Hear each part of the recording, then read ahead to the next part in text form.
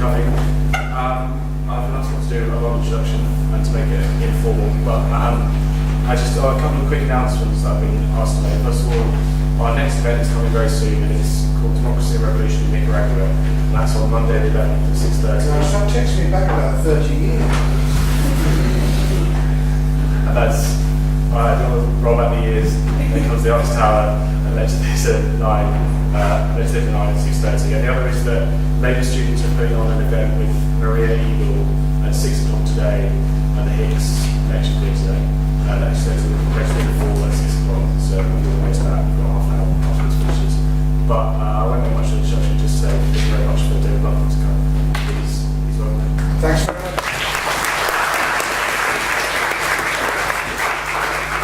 Well, I feel a bit like a vicar in a pulpit up here, because the title of what you're doing all the time is in an informal setting. So I want to try and stimulate a bit of discussion and give us plenty of time for you to chip in, not just with questions, but with thoughts. Because I want to start off by saying that we live in a time of unprecedented change. People do claim that they can see the future and that they knew way back that there was going to be a meltdown in the global economy from 2007, but not many of them actually did say so, and not many of them did have a crystal ball and didn't know what was going to happen. And what we're seeing around us now is change on a scale that is difficult to deal with, because in the past you'd have a national upheaval, you might have an upheaval that affected part of Europe, but you wouldn't have something that was on that global scale other than the First and Second World Wars. And now we're seeing this in varying degrees hit us all the time, and I don't think governments are in a good position to deal with it. Politics, formal politics, as opposed to what I want to talk about in a minute, was set up really originally to ensure that those who were in power held on to it. I mean, that's what it was about. The Whigs and Tories in Britain had a position of authority because of their landholdings and because of their wealth, and because they therefore had the right to vote linked to property and ownership. And in order to sustain that, when the franchise was developed, they needed political parties to actually do that groundwork and to be there in the community. The Labour Party, which lost its way slightly on this, was the very opposite. It grew from the neighbourhood and the grassroots and the trade union movement up. And in the case of the Labour Party, the objective was not to actually hand over power to people in Parliament in Westminster, or even to town and city and county hall, but actually to put people in a position where they could use the levers of power to pass that power down to the people who elected them. And why I say we've lost the plot a bit on this is because we fell into the trap of mirroring the parties that were top down, that did need people to elect them in order to sustain them in the positions that they previously automatically expected to hold. And actually, I mean, this is a purely party political point. That's true today. The Conservative Party were totally bewildered by losing so heavily in 1997, and even more so in 2001, because they were quite used to being the party of power, and it came as a shock that there was just a chance that they might be out for a very long period of time. And I think it took them quite a long time to come to terms with the fact that this was no longer going to be an automatic seesaw. They might be out for 4, 5, 6 years, but they'd automatically be back in. I don't think we've come to terms with the fact that politics has changed, and if we're not careful, we merely end up mirroring the decision making and mimicking the departmental decisions of the present coalition. So my thesis this afternoon is that we've got to do something very different. As I've done before when I've been at the university over the last 2 years, I want to just remind people who have never heard of him, of Professor Sir Bernard Crick, who was my tutor when I was here all those years ago. And Bernard wrote a book called In Defence of Politics just over 50 years ago. And he had three main parts of that book that I want to just talk about tonight. One was that democracy can't really function unless people are engaged in their own lives, in politics and the political process where it matters to them. Secondly, politics is a wretched, messy business, and if you get involved in it, you get your hands dirty, because it's impossible not to compromise and not to actually get involved in decisions that are not black and white, but are very grey. And thirdly, that politics and engagement should provide a counterweight to wealth and privilege and the market. In other words, it should be a coming together, as was the trade union movement in giving workers a voice and some influence in what was happening to them in the workplace. Politics itself should be organising, encouraging active citizenship and people engage in all sorts of different ways. One recent example, and Tony Blair mentioned it in the Observer, a short Observer article last Sunday, was Make Poverty History 8 years ago. In leading up to the Glen Eagles G8 conference in July 2005, there was a massive upsurge here and across the world, predominantly but not exclusively young people, saying we've got to do something about what's happening in terms of world poverty. There was a parallel movement about climate change at the time as well. So the Glen Eagles conference was actually dealing with both climate change and world poverty, and a focus on Africa, in particular in sub-Saharan Africa. And the build-up to that led not just to these concerts that people like. In fact, Tony fell into the trap of mentioning Goldaf and Bono. I think it was because it was his generation, actually, rather than the 1.5 million people who were the pinpoint of the whole prolonged campaign, who walked through Edinburgh when the G8 were meeting. But it was the build-up that really mattered, because it influenced leading politicians across the world, and it made it possible to create a tide of opinion from the populace in countries across the world that actually strengthened the arm of those politicians who wanted to do something, who really did want to actually change the terms of on which trade was undertaken and in terms of international development. And although it's not changed the world totally dramatically, it has made a big difference, and along with the Millennium Development Goals, it's really started to bite, and the statistics that were in Tony Blair's article last Sunday are just worth looking at, because they have really made a difference. Now, the reason I'm mentioning all this is because on a micro level, in the community, we face meltdown of our own sort in Sheffield. In communities right across the city, we're seeing services being withdrawn, we're seeing funding being cut, but we're seeing people who have built up very small things, but really things that matter, like after-school clubs for youngsters in the most deprived areas. We're seeing adventure playgrounds closing. You won't read about all these in the national papers because they're obsessed with the Don Valley Stadium and, you know, the fact that Jessica used to run there. And you know, understandable sympathy with people who want to keep it open, but it would really be for national government to do that. And instead, Sheffield is coping with a £50 million cut in its budget this year alone, and another 40 to 45 million next year. Now, the mention of this is because I think we've got to do our politics differently. If on a macro, on a world scale, we've got to mobilise politics and the politics of progress to counterweight the markets and international finance and the decisions taken by credit rating agencies and the way in which big business avoid even paying minimal corporation tax. We've got to start where people are at in their own lives, in their own community, because although they watch and they care about these things, and they might see it on telly or download it onto the mobile, it's so far distant, it's so far away from them that it's bewildering. And it's not revolutionising, it's not radicalising people, it's demoralising and bewildering them to the point where they just give up, where people just think, well, there's nothing we can do about this, it's way beyond us, so we can't do anything.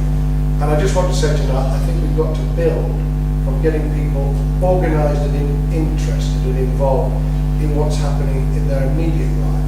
Now, that doesn't mean that they can turn around and counterweight £50 million of cuts in the city, but it does mean that they can look at different ways of sustaining those services, of coming together in mutual help in the way that people did years ago, in the 20s and 30s when people were really up against it. Of course they campaigned politically, of course they wanted to mobilise for a change of government, although they weren't very good at it. I mean, the national government was elected in 1931 on the back of the collapse of the minority Labour government. And instead of there being a radical upsurge against cuts in benefits, and cuts in pay, and cuts in services, all of which are mirrored by what's happening now, instead of that, they elected this national government that were going to make it even worse. For instance, the Labour seat that was held in Sheffield Park was lost in 31 and then regained in 35. So you find that there's perverse outcomes. You think something's going to happen and the opposite happens. And what I'm really coming back to tonight is, if people can experience coming together in their own immediate environment, they start to learn together, they start to talk, to discuss. And whilst they're trying to do something to help each other, they're also learning about politics. And the examples I would give would be in E.P. Thompson's The Making of the English Working Class, about what happened in the 19th century. 10% of the whole population were involved in and were members of mutual societies. They came together to literally to survive. They had what was called goose and burial clubs. Goose was saving for times of celebration, Christmas and christenings and weddings, and burial was fairly obvious.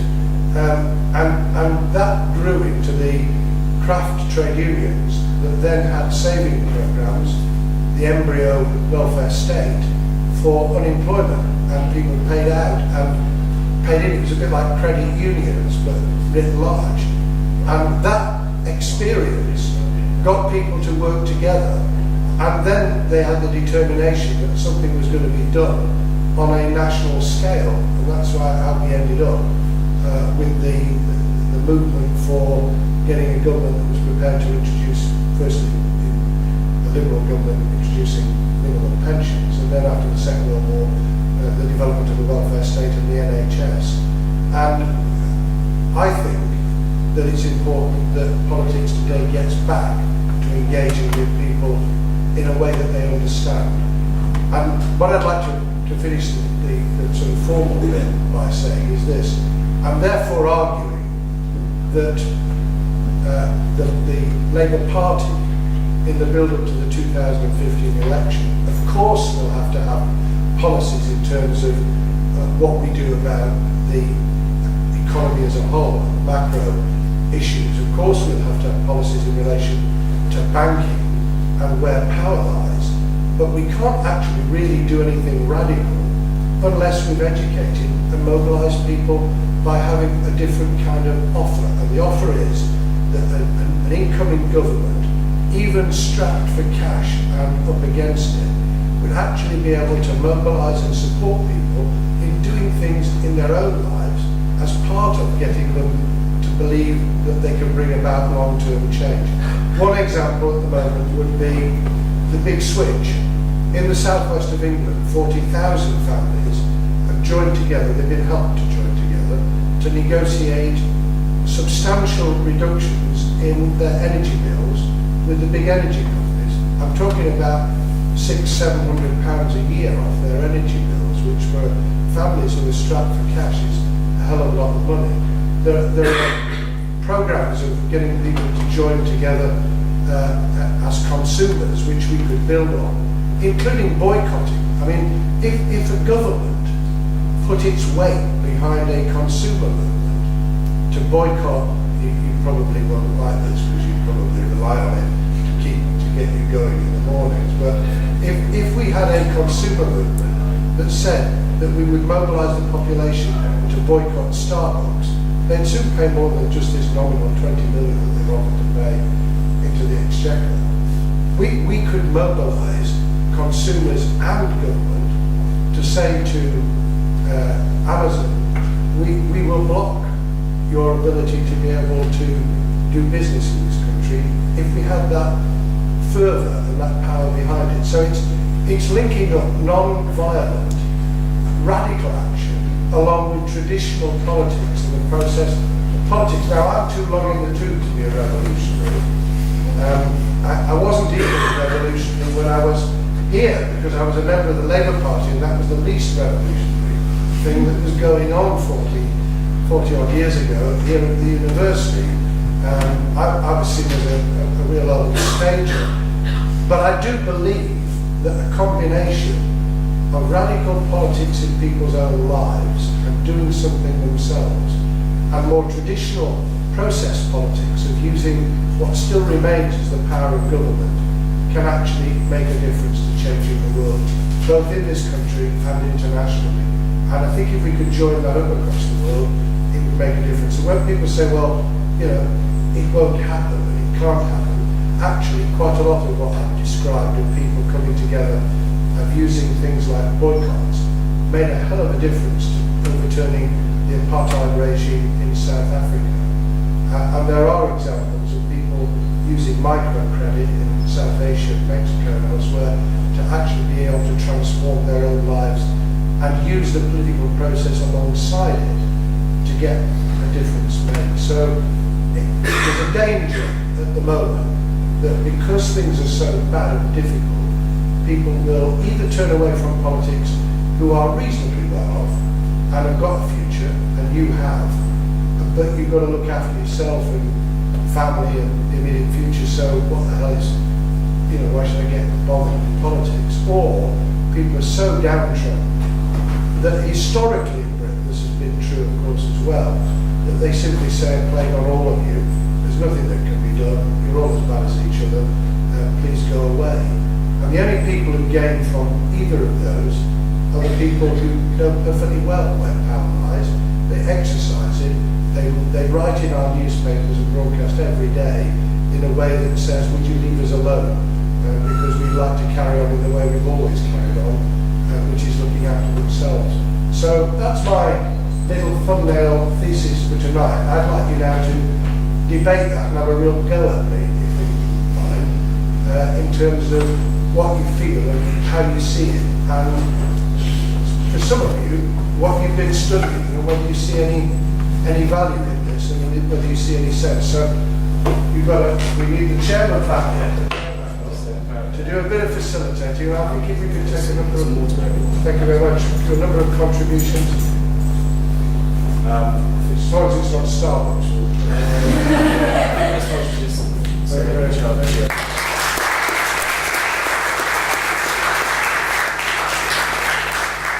And we'll just take questions now, so just put hands up and I'll try and chair it. So hands up. Take the first one back. The question is, I agree with pretty much everything you said, but I don't understand how we're going to break this disenchantment that people have with mainstream politics and even with grassroots politics. I don't understand how we can get people who do not care or play both houses to actually engage. Shall I take that first and then people Just think it. Yeah, take that. I think that what we've got to try and do is to change the prodding, the hurting, the anger into something positive. Now, there's no point in saying to people, well, why don't you come along to a meeting, we'll have a beer and we'll talk about the revolution. Because we used to do that when I was here. And it was as fat not to use then as it is now. What we can do, just to give you an example, in my constituency, there's about to be several thousand people hurt very badly by the withdrawal of benefit under what we're calling the bedroom tax. Namely, if you're in social housing and you receive housing benefit and you've got a spare bedroom then you've either got to move, or for every spare bedroom, you'll lose £11 a week in benefit. And we're talking about people who are only on, family on minimal income anyway. So £11 a week can be 5% of their income gone, just like that, cutting their standard of living. And if we could say to them, look, this is not being done to you by accident. This isn't something that's just come out of the clouds, that's an inevitable result of austerity. This is because a government have chosen to do this to you. Even though this is your home and you've lived there for years, and you might have the desire to be foster parents, or you may have someone who needs to visit and stay, you're going to be penalised for that. Now, explaining what's happened is the prerequisite to getting people to understand that they've got to engage. And we're very bad at it. I mean, we didn't explain when we were in government what was happening with the global meltdown from 2007. I mean, my thesis is, had we done so, people would have understood much better what was happening with subprime mortgages in the US, with the banking crisis, with the complete casino actions that had been taken. And they would have then understood why government was having to intervene heavily and borrow in order to save the banks collapsing altogether. I mean, we could have an argument about whether we should have let the banks go bust and simply then try to pick up the pieces of people's savings as best we could. On a micro scale, Iceland pretty well got away with it, but it was Iceland and not Britain. And they didn't have the City of London and the jobs and the tax shield that goes with it. We didn't explain any of what was happening, other than for a very moment in time in April 2009, when Gordon Brown got the G20 countries and agencies together in London and was receiving praise from Obama and from the now head of the IMF, who was then the finance minister in France, and many others, for having brought people together and got some coordination into international action.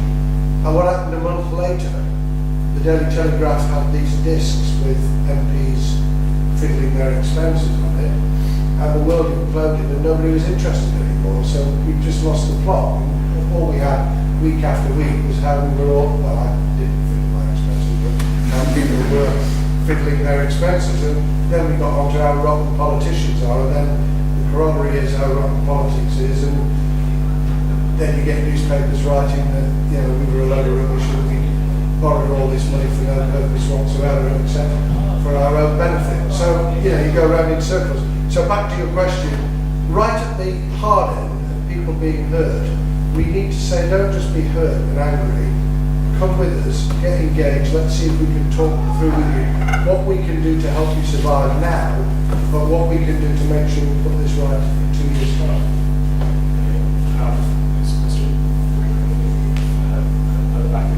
It's more a point rather than a question. Yeah, please. But, so to kind of organise these boycotts of companies, it requires communicating. And the problem with that is we use Facebook, Twitter, and all the things that are kind of big corporations anyway. So if you have anything to say about that. Yeah, I think that's a really interesting point. To get from A to B in 20 years' time, you'll probably have to use toll roads, and that will line somebody's pocket. I mean, if you want to get across the... Actually, I think you have to pay to get out of Wales, don't you? No, to get in. Do you have to pay to get in? Get in. Yeah. I'm only thinking, of similar issues about communication, but in an old form, and you end up with the contradictions throughout life of having to use traditional mechanisms and even be exploited while you're doing it in order to make a change. And I think it's a really interesting, I'm going to go away and think about it actually.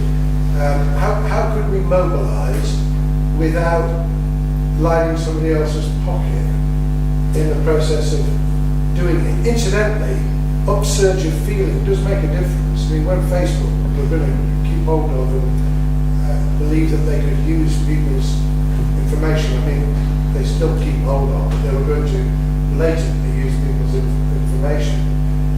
There was an upsurge against it, and they had to at least temporarily back off.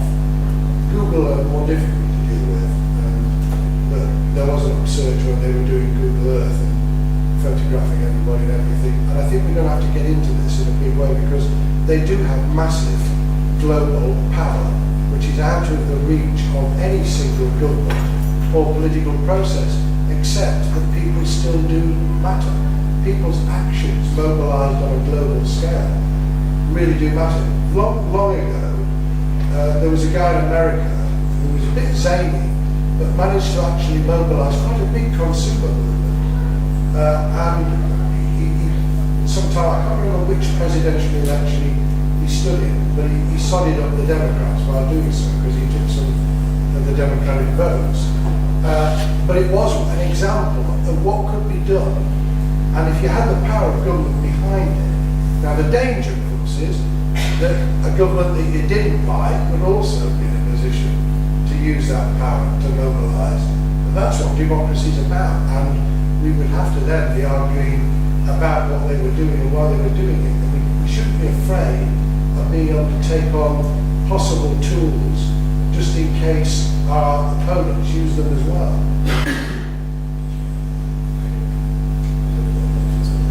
On sort of the boycott side of it, you seem to be suggesting that sort of once these movements sort of get a bit of momentum behind them, they should have sort of government or state support.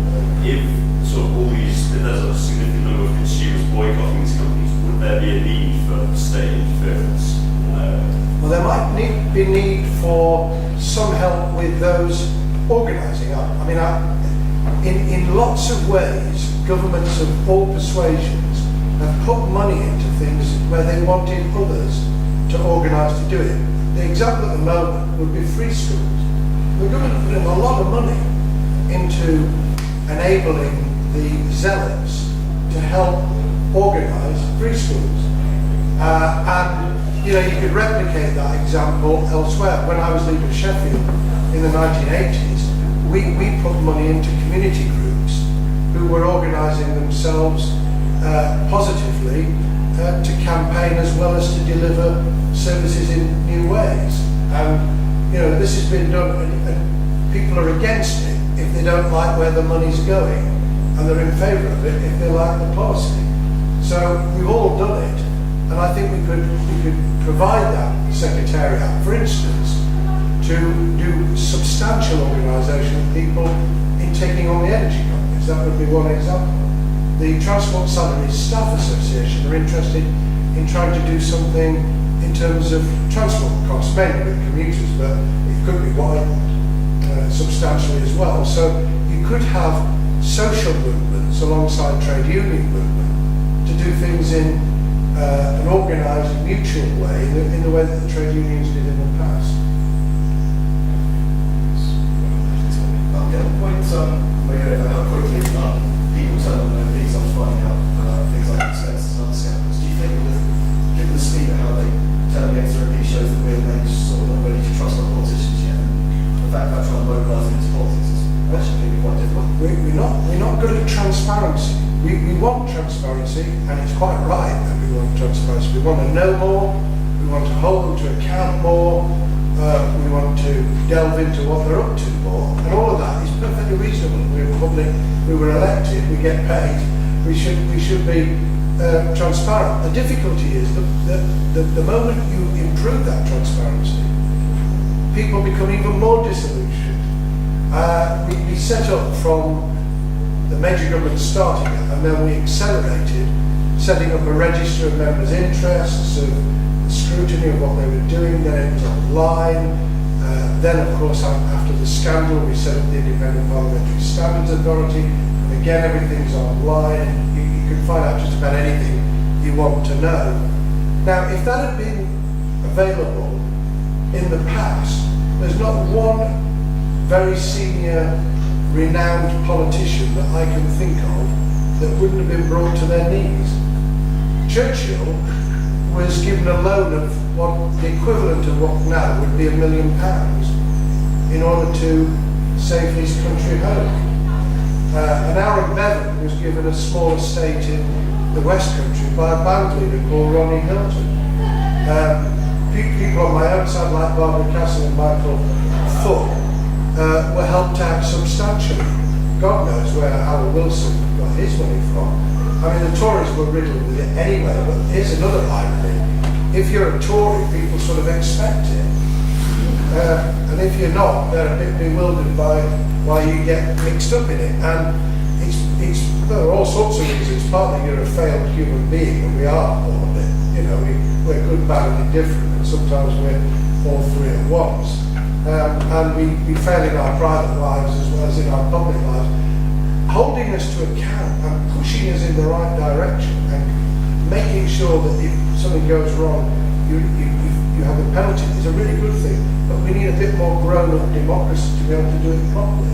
Because otherwise, the very thing that should be a positive turns into a negative. People just switch off and say, oh, well, that proves it, doesn't it? You know, I mean, what did you expect? And then you find something out that really disillusions people. Yeah, what's your thoughts, this is a bit of a different question, but what's your thoughts on the extent to which the austerity cuts that we've made are ideological or not? The present decisions. Yeah. I don't think, I think that they are substantially ideological. I don't mean, let me just say, I think that there are Conservatives who don't think that what is happening is ideological. I think the whole of the Lib Dems don't think it's ideological. I think they've bought a book completely. But Osborne knows what he's doing. I mean, it's funny, they're not getting credit from their own side for what they're doing. Like we didn't get credit sometimes for minimum wage and anti-child poverty, tax credits and child benefit and investment in public services because we didn't sing about it enough. We didn't sing about what we were doing on the more radical edge.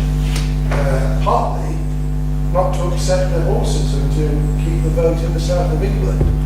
And I think the Tories are in a very interesting position because I think that some of them know perfectly well that what they're doing is deeply ideological. If you undermine public services, do people turn to more public services or do they turn to privatisation? If you trash services sufficiently and say that it's all down to the incompetence, the inadequacy of public services which are always inefficient, always overspending, always bureaucratic, this is what happened with Margaret Thatcher incidentally. You then get to a position where you then can justify further cuts in public service and privatisation of those services. And that, I believe, strongly is what a group of the leading Conservatives know what they're doing. Now, if they said it, I mean, if they actually came out, Osborne in 2 weeks' time at the budget, came out and said, I'd like to spell out our ideological drive to marketise public services and the economy, and you will see that we've massively reduced spending in order to accelerate that. There'll be a storm. So he's not going to, you won't hear any of this. Eric Pickles gets quite close to it in terms of what he says and does. Michael Gove does it, but he's so boring that people don't do it. And so, you've got a mix here of people who know what they're doing, some who don't know what they're doing, and some who think that they know what they're doing. So it's a mixed game, and a very interesting question. Do you want to just come back on it? Because we're supposed to go in a dialogue, so tell me why you asked the question. It's my dissertation title. I just wanted to... Well, that's you tell a tale. Oh dear, oh dear. Thanks for your thoughts though, yeah. I agree, and it's essentially the conclusion I'll probably end up making where you never know, and obviously everything you do has an ideological intent anyway, especially when it's part of the political party, but I hate to reach a conclusion where the question you ask is simply not necessary, but it might be the case. Well, you're going to have to, if it's a thesis, you're going to have to make a really good, strong case with examples. Let me give you an example of someone who was totally ideological under the well, two under the Thatcher regime. One was Sir Keith Joseph, but he was known as the Mad Monk. So, people didn't take him seriously. He was a really serious ideologue.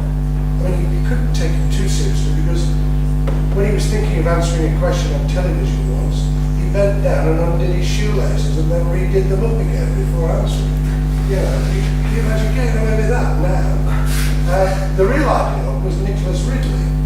And Nicholas Ridley had a thesis which is really, you can't argue with if you believe in market forces, which was that the way to get rid of traffic jams and to persuade people to travel on public transport was to do away with traffic lights on the grounds that eventually traffic would jam up so much that it wouldn't be worth anybody bringing their car out, and therefore they'd live in turn.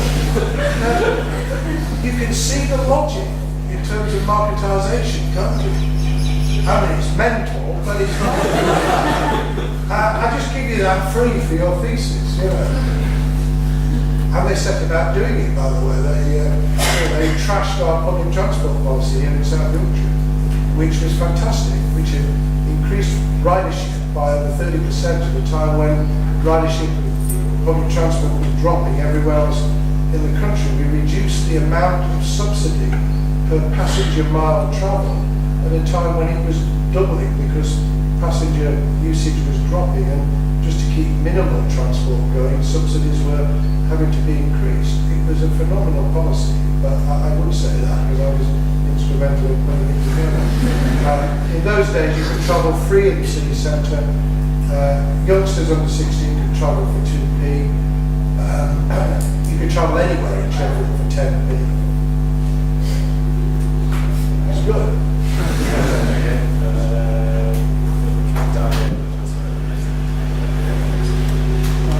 You talked about the need to foster a new kind of politics. Within the Labour Party, is Ed Miliband the man to bring that change to the mainstream? And if yes, could you give us some examples of the way in which you think he's looking to do things in different I'm just going to tweet.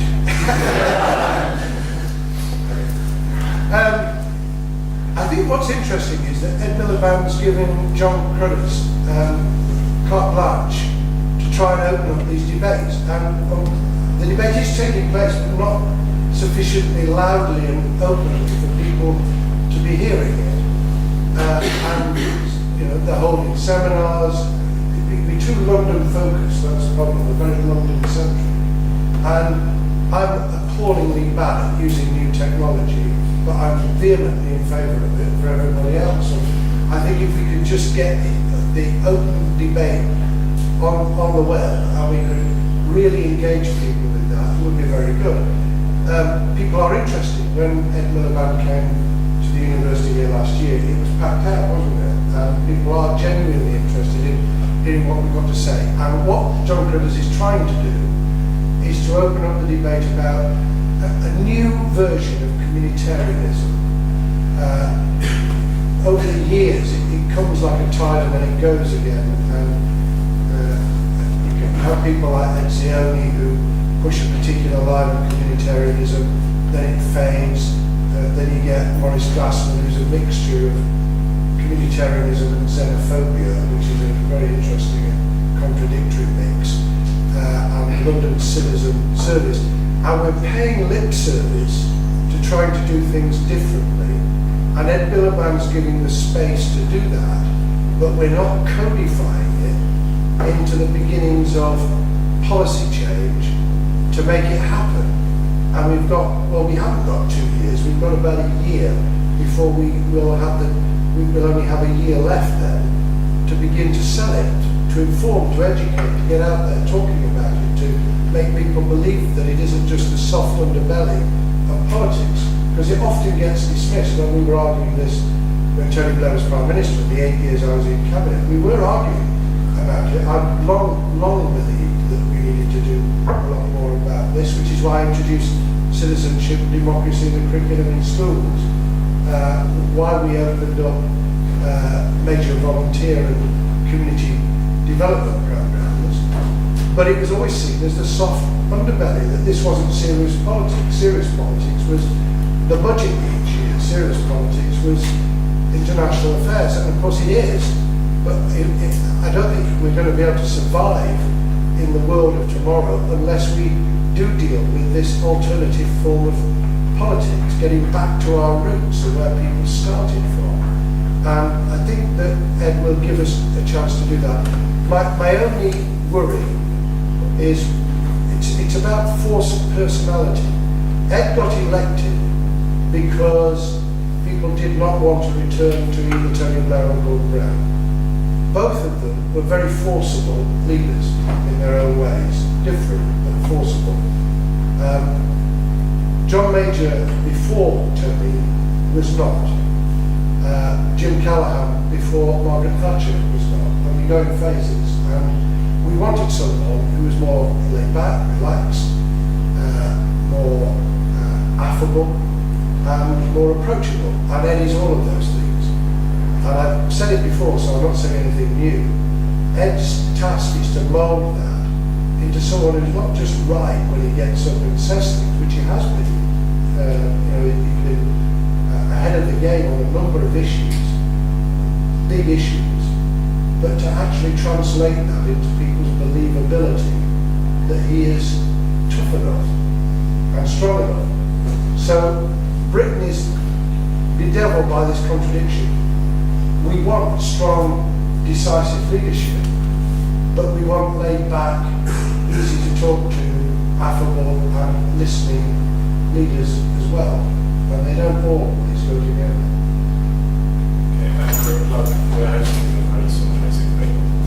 Well, that should be a good session. I think it will be well worth coming to. This is going back to an earlier point about the behaviour of MPs. Personally, I think that in the House of Commons, the way that both sides of the House deal with each other doesn't endear politicians to anybody. What do you think on that topic, and do you think it could ever be reformed, changed, with it as adversarial? I think we should be less childish, which is not the same thing as being less adversarial. I think we need to describe the differences that exist, the divide that we genuinely have in our values, so that people understand that there's a difference and where we're coming from and and how we want to get to a better future. But I think the way we do it is a turn off. There's no question. I'm better at being laid back and being much less in your face adversarial than I used to be. Now, how do you square genuine anger and fire in your belly with demonstrating the fire in the belly, the emotion, the feeling, the fact that you really do care, with putting it in a way that isn't that complete turn-off? Well, not saying childish things and shouting at each other is one way, but we've got to be able to retain that fire and that emotion in order to be able to carry not just our own side and motivate and provide morale and uplift, but also to be able to convince people we really mean it. And at the same time, talk their language. And we've moved from the megaphone, when I was brought up in the political arena, people used to shout over megaphones. Most of the time the megaphone didn't work, so you couldn't tell a word anyone was saying anyway, but it didn't matter as long as they shouted loud enough. To television politics, and now to people absorbing their politics in new ways. And I think we genuinely need advice from a new generation on how to do that, so that you give us a hearing, but when you're hearing us, you're hearing a really positive message in a different way. And I've slightly ducked the answer for that because, I'm slightly, I do try and be honest with myself when I'm ducking an answer. I hate Prime Minister's questions. I sit in there and I think, oh, it's just like a madhouse. And I rack my brains, how can you do, it's set up to be like that, of course, it's theatre. How can you retain some of the energy of the theatre without just shouting across the dispatch book and getting really enthused when David Cameron goes red? People are happy saying, he's going red. He's going red, he's getting angry. He'll say something stupid in a minute. And the task is kind of bear baiting, getting it going. You know, if you're there, it's moderately entertaining. If you're watching, it's stupid.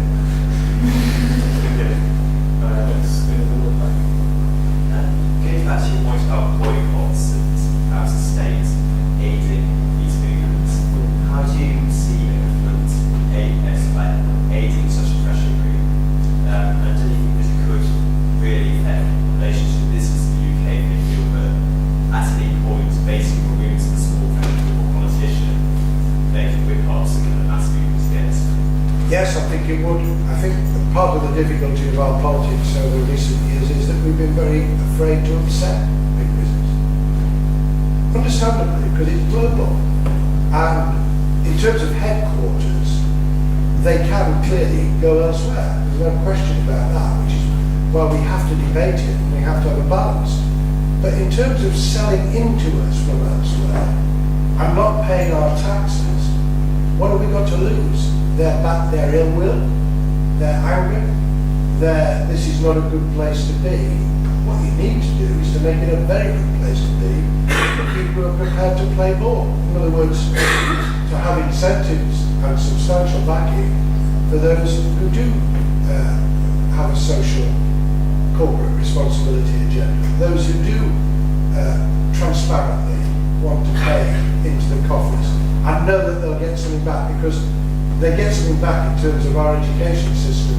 People who are healthy enough to turn up to work, people who are well housed, people who can travel by transport that gets them there, people who have the wherewithal to buy goods and therefore buy their goods and services because they've got the income to do so. In other words, we've got to turn into a positive self-help.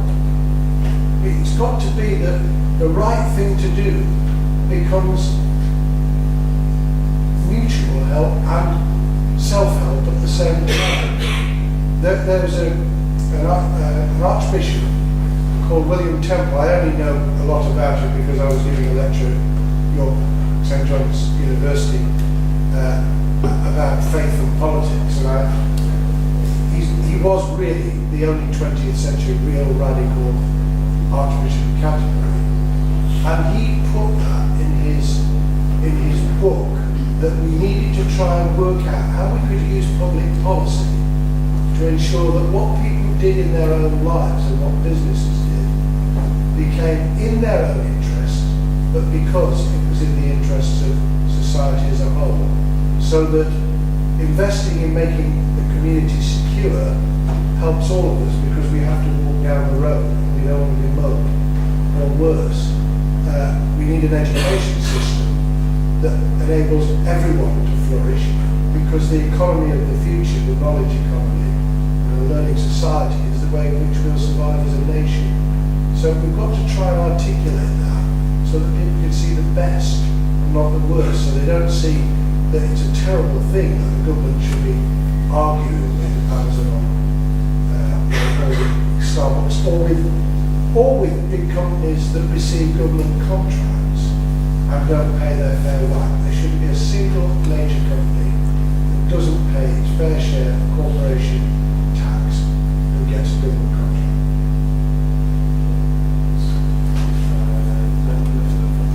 How worthwhile do you think petitions are as a political action? Well, if they're big enough, they'll get attention. And attention is still worth having in the political arena. It used to be by demonstrations. Online petitions can mobilise people, firstly by actually engaging them in, you don't have to do a lot, that's the problem, isn't it? You just click. So it's a bit easy in terms of online petitions. But at least people have to wake up sufficiently to click, so that's a positive. The fact that it gets attention is a positive. One of the things the coalition did do was to say that if you got over 100,000 on a petition, it would have to be put to the business committee to work out whether it was going to be debated in Parliament. That has caused them some problem because there are very big issues that should be debated where it's difficult to get mass petitions. But nevertheless, it's actually caused a change in the way in which that backbench business committee works, so that they will be debated on a Thursday. And if you used it interactively, say the petition was the beginning of the process, so that all those who'd signed up to the petition were then contacted to ask them what else they were prepared to do. And that could be done on a geographic basis or an interest group basis. You could actually start to mobilise people because they'd actually signed up to the petition. I mean, I think that would be a very positive way of proceeding. In terms of like, when there was the EAD campaign, there was a lot of like questions as to whether the information that people give was actually correct.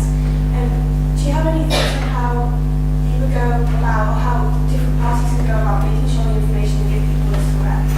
Well, can I confess to you all that I was a complete dinosaur? Sorry. It's all right.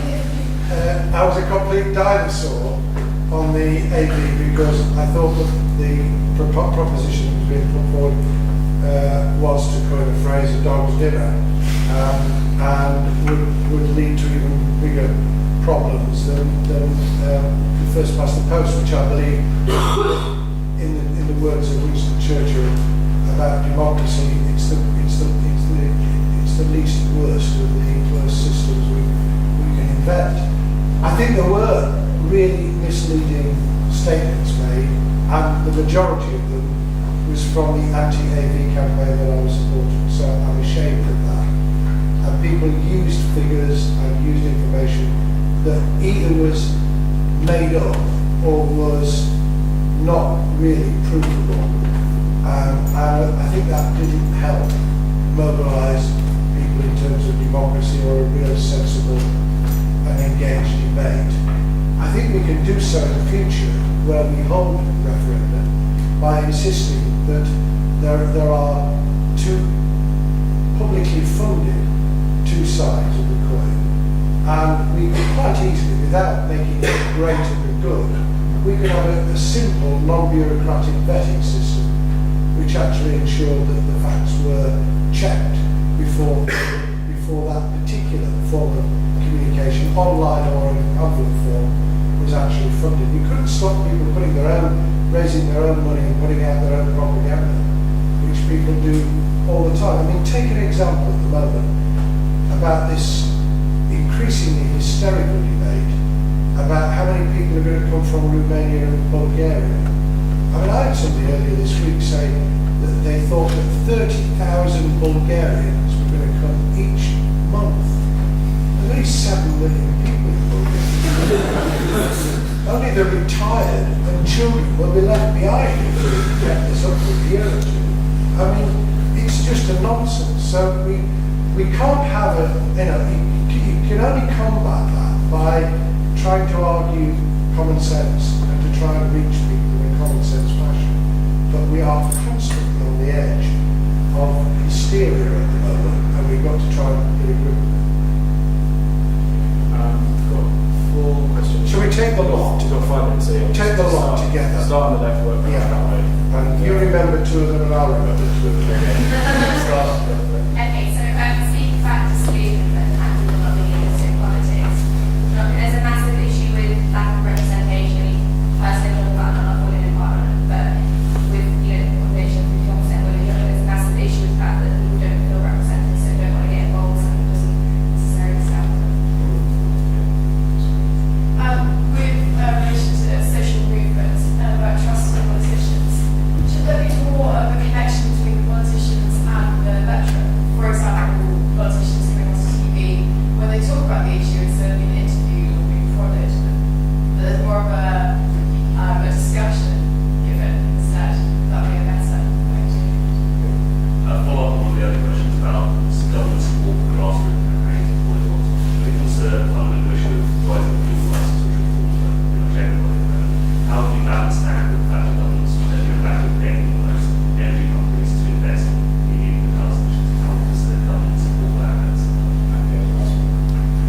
Sort of similar to the boycott point, when you talk about these radical mobilisation of people for a common good, granted I can think of some good examples of that in the past, but I think if you actively promoted it, you would risk more being created not by the people for the people, but being created by sort of few loud voices with vested interests, sort of being followed by the large majority who are mostly uninformed and easily influenced. Right, you remind me when I mean, it's a hell of a sight better than it was 26 years ago when I went in, but we still fall dramatically short, not just in terms of gender, but in terms of ethnicity, disability, and class, actually, as well. And the process can only be bottom up, because we've got to build confidence and expectation, as well as getting the political parties to alter the way that they behave. I served on a commission that was set up by the Speaker, which took evidence for over a year on how to open up access to Parliament, how to get political parties involved. Quite a lot of really good recommendations. The political parties, including my own, all paid lip service. All three major political party leaders before the last general election came along to the Commission and said, yes, we'll accept your recommendations and we'll do something about it. And none of them, I mean, no, just one of them has, i.e. the Conservatives said that they would set up a fund that would help with access on issues of disability and exclusion. And they have. I mean, it's quite modest, but they have. But so far, only 26,000 has been drawn down from it in terms of helping people who could demonstrate that they needed additional funding to be able to move them from where they were, for instance, on disability, to be able to facilitate even being able to get transport to do things and to get engaged. And the political parties have been really poor at accessing that fund. So there's a hell of a lot to do. I think people do respond to what they see, what they hear, whether people are in tune with them. But I also think that whatever your gender, whatever your background, you need to be in the constituency. You can do a bit of it through television, which I'll come to in a moment, or online, but actually being around is the best thing of all. I'll tell you why, because it's two-way. It's not just people seeing you performing and doing things, it's you being there listening. I'm off to a community meeting at 6 o'clock, dealing with one of the most sensitive issues at the moment in my constituency, which is the influx of Slovak Roma and the implications for education and social cohesion. And actually being there is crucial to hear people's worries, to try and persuade them that we are trying to do something, we can avoid upheaval. And I can demonstrate that in all sorts of other ways. Yes, I do think that it would be good if we were able to open up discussion. Question time does it a bit. I'm appearing on the 11th of April, but they then got it to 5 and they had to have the fifth person had to be somebody from entertainment or something. I went on once, a year or two back, when one of the guys who was on with us went out for a spliff.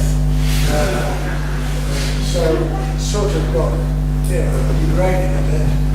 At the end of it, I wish I had.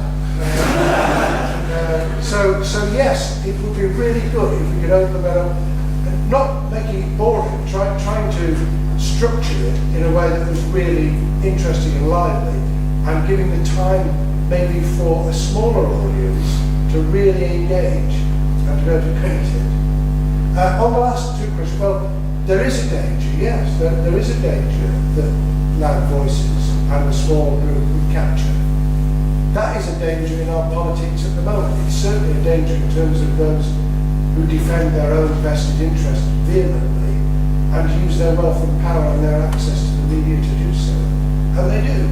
I mean, they just blatantly have a voice when others don't. And we need to work out ways of ensuring that people are better informed, that they're better educated about politics. We can't force them to be engaged in constantly tapping into it. But I've gone full circle. When I was in my late teens, I believed that if we educated people really well, they'd all be socialists. And then I discovered that was not true, that there were a lot of very educated people who on politics were very stupid. And then I've come back to the view that even the people who don't believe they're very bright actually are quite savvy. They actually do get some of the basics, and they're quite quick on the uptake. I meet a lot of them in my own constituency. I'm very grateful for those who bother to vote, but it's not actually voting. It's meeting them and them saying something to you that makes you go away and think that they're not thick. They may not have a day-to-day interest, and they may not be academic, and they may not be able to put it down in words that would easily get them a degree here, but they're not totally stupid either. And my final reason for saying this is that on the whole, elections do achieve what instinctively you know the population as a whole want. The last election wanted really to get rid of us because they thought we'd run out of steam and we weren't up to it. But they didn't really want the Tories in either. They were slightly misled about it. There was a deal with that. But you see what I mean? But they may not overwhelmingly, even those who didn't vote, they may not overwhelmingly be involved in politics and interested. But somehow, in a democracy, we get it right.